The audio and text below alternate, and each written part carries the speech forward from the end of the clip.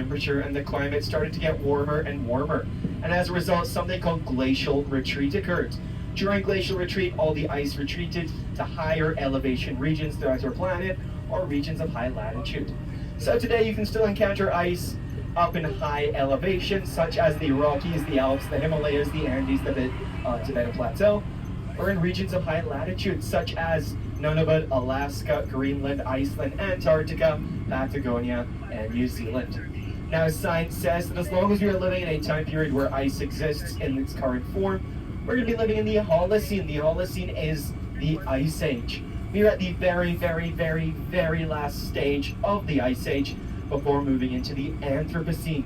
Anthro meaning humanity, Anthropocene meaning a time period dictated by humanity. However, there is still ice on our planet, so let's go and enjoy all that the Holocene has to offer. Now, first things first, the elephant in the room. What on earth is the Columbia ice field? Well, let me break it down for you. Thousands and thousands of years ago, you had a gigantic basin in the mountains, a bit like a huge empty soup bowl. Over years and years and years, snowfall will go absolutely ballistic, and it's going to fill that basin right up to the brim. 40 to 50 meters of snowfall is what is required to compress into 1 to 2 meters of glacial ice. This occurs via a process we refer to as firnification. During firnification, an intermediary stage between snow and ice called firn, F-I-R-N, is created. Now firn, it's not hard enough to be ice, it is not soft enough to be snow, and therefore it is its own thing entirely. Firn molecules, they have a very special property, and that is that, well, firn is going to get very heavy very quickly. A bit like blocks in Tetris, while firn molecules create a very tight seal. And under all the weight of your basin full of firn, that firn is going to compress into very thick, very dense glacial ice. Your basin full of ice, that right there is going to be your lake of ice. That is going to be your ice sheet. And for an ice sheet to be considered an ice field, it needs to serve a minimum of 2 outlet glaciers. Now here at the Columbia Ice Field, ours is an absolute heavyweight champion.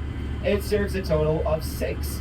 From largest to smallest, we have the Saskatchewan, the Athabasca, the Columbia, Castleguard, Stubfield, and Dome glaciers. Now these are outlet glaciers, indicating that they are glaciers fed by the ice field. Try and see if you can take a look at this mountain in front of us. That is Mount Andromeda. High up on the slopes of Mount Andromeda at your 12 o'clock, that is the Andromeda Glacier. A completely independent glacier, meaning at one point in time, it was connected to the main ice field, but due to ice falling and ice melting, the two have unfortunately become disconnected. So, an outlet glacier is always advancing, but they are also receding, but an independent glacier is never advancing. It is always receding. Now that's all well and good, but what on earth is a glacier? Well, Mother Nature is not just going to stop producing ice when it's convenient. Mother Nature is going to keep on producing it, and that means your ice field is going to flood. All that ice gets pulled by the strong hand of gravity into your surrounding mountainous valleys. All the ice flowing between your valleys getting funneled, those right there are going to be your rivers of ice, those are going to be your glaciers. Take a video of a glacier over 10 months, speed it up to around 2 or 3 seconds, and you would see a glacier moves just like a real river would. Now with all that movement comes a lot of creation and a lot of destruction. Take a look at the right hand side of the valley there, you're going to see a line of trees. Just in front of that line of trees is a knife-edged ridge. We refer to these ridges as lateral moraines. Take a look at the road we're currently driving on, take a look at that ridge at the opposite side of the valley. Lateral means to the side, and moraine is an old French word. It means loose pile of rock and dirt. So the glacier, it carves down the valley with the force of gravity, displacing all the rock and dirt in the area and shoving it to the side of its course. A lateral moraine is the last maximum width and depth indicator of the glacier. So take a look at where the Athabasca is right now. It is 5 kilometers in length and 1 kilometer in width. Could you imagine that in 1843 the glacier came right up to where we're driving now? The glacier has a recession rate of 5 meters per year, and in 1843 at its maximum, it was 8 kilometers in length, 2 kilometers in width, and 1 kilometer in depth. Today the glacier's depth is 150 meters.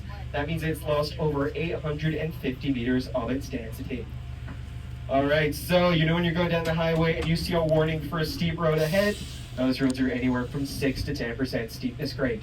This road in front of us, it is the steepest commercially used unpaved road in the whole of North America. It is the lateral moraine road, and it has a whopping steepness grade of 32%. So folks, I hope everyone's wearing their seatbelts today. It is going to feel like the world's slowest roller coaster. Sit back, relax, and enjoy the ride. We'll reach the bottom in a couple minutes here. To your left is Mount Athabasca. To its right, your 10 o'clock is Mount Andromeda. In front of us is the Athabasca Glacier. And as we're going down into the valley, take a look at your right. You're going to see the brilliant Lake Shinwapta, the meltwater lake of the Athabasca Glacier in all its blue coloration there. All right, you're going to feel a jolt in a couple of seconds here. Don't worry, though. I will give you a heads up.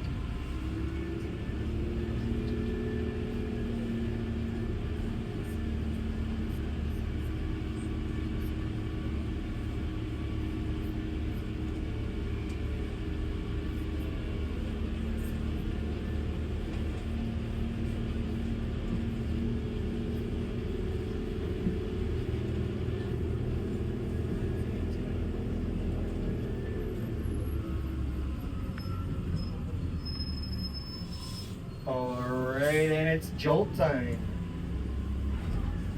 There you are.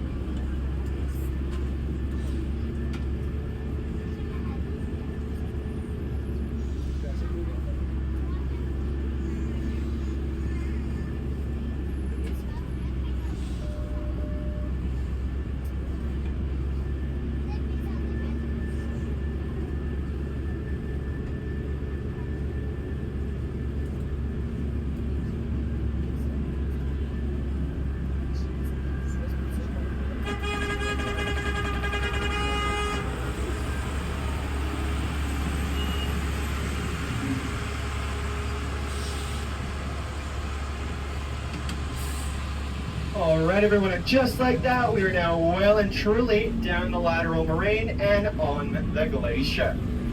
And you're probably wondering, what on earth is he talking about? Well folks, you'd be absolutely right to ask that, because what am I talking about? Take a look at your right over there, and you are going to see the expansive icy surface of the glacier. It goes all the way from our right, and it wraps right around us to our left in front of us there. But could you imagine that at this moment in time, we are already driving on the glacier? That's right everyone, welcome to the ice core moraine. Just like a Yeti cooler keeps your drinks cold, the thin layer of rock and dirt we're currently driving on, it acts as an insulator for the ice that is 1 meter beneath our tires. The ice core moraine is formed when a lateral moraine gets a bit too heavy for its own good. It collapses, and all the rock and dirt in its surface gets dispersed onto the icy surrounding area of the glacier. So just like a Yeti cooler keeps your drinks cold, the thin layer of rock and dirt, it stops the sun's heat energy from penetrating and getting into the ice underneath. Now, if you want to see a visual example of what it is I'm talking about, take a look at your right there. In that ditch, you're going to see a big mound of rock and dirt with some blue ice poking out from underneath. That right there is exactly what it is we're driving on. But if you're on the left of the bus, keep your eyes peeled at this big mound of rubble and rock, and you are going to see ice poking out in different sections.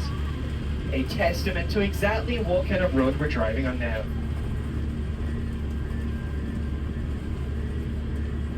Now, the reason the ice in a glacier is so blue is all to do with refraction. The ice in your freezer is around 40 to 50% air, whereas the ice in a glacier is anywhere from 10 to 20% air. What that means is the ice in a glacier has a lot less surface area with which to absorb all of the visible wavelengths of light. And that means that the shortest wavelengths of blue and green, well, they get completely refracted back at the human eye in a natural optical distortion. Alright everyone, get ready. Every time we head onto the surface of the glacier, we need to scrub our tires. We do this by handing each one of you your very own toothbrush. You get out and you scrub my treads for me. No folks, I'm kidding. A couple rotations of our tires through this natural tire wash, and we're golden to head onto the glacier. And just like that, we're on the ice. Who would fancy a swim in the tire wash? Not a single section of ice in there, folks, I promise you. It is completely wonderful to swim in. No, I'm kidding, it is freezing. And just like that, everyone, we're now on the glacier.